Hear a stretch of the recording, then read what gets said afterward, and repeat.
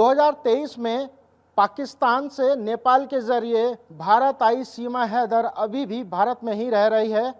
PUBG के जरिए सीमा और सचिन की दोस्ती हुई और नेपाल के जरिए ये लोग भारत आए थे। पुलिस और एलआईयू ने शुरुआती दौर में इनको अरेस्ट किया।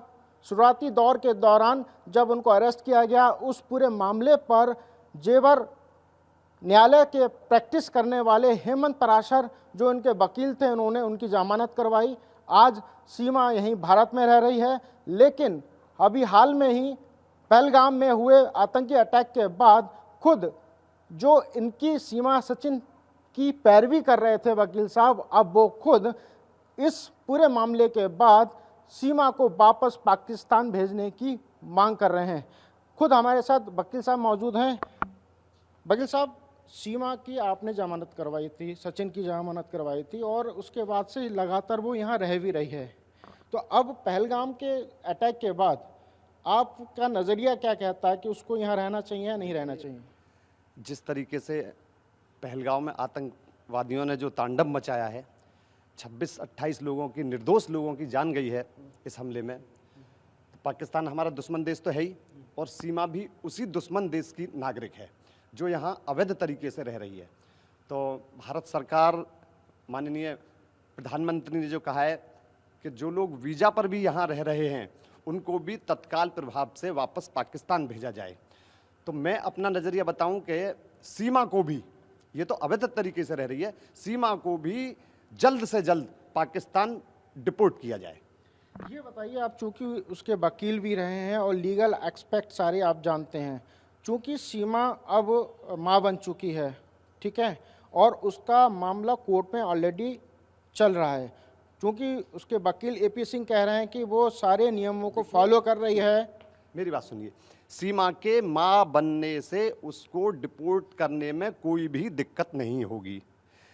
यदि सरकार चाहे तो सीमा के विरुद्ध जो मुकदमा यहाँ चल रहा है, उस मुकदमे की कार्यवाही जो है, सीमा के खिलाफ जो कार्यवाही है, उसको स्थगित करके सीमा को डिपोर्ट किया जा सकता है।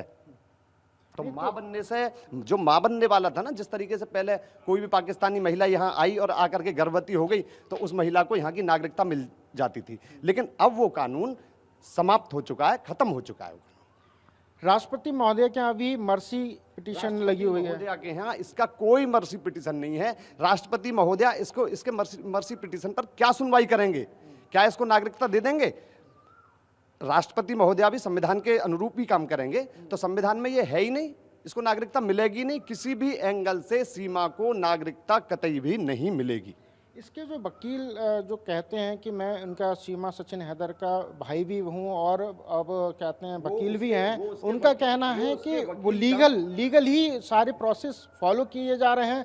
सीमा सचिन हैदर के सारे डॉक्यूमेंट एटीएस के पास सबमिट हैं, कोर्ट में सारी चीज़ें चल रही हैं। मैं उन्हीं से पूछना चाहता हूं, क्या डॉक्यूमेंट हैं, क्या डॉक्यूमेंट हैं सीमा के जो राष्ट्रपति महोदया के पास दिए हैं या एटीएस वगैरह को दिए हैं या गृह मंत्रालय को दिए हैं? उन डॉक्यूमेंट्स को सार्वजनिक करें ना। क्या डॉक्यूमेंट्स उन्होंने पेश किए हैं इसकी नागरिकता के विषय में?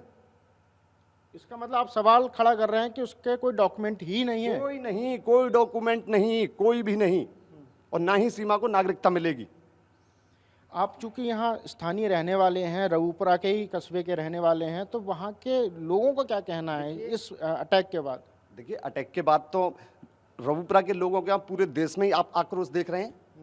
पाकिस्तान के विरुद्ध जिस तरह का जन आक्रोश एक होकर के पाकिस्तान मुर्दाबाद कर रहा है, तो इसमें आम जन की राय तो सभी जानते हैं।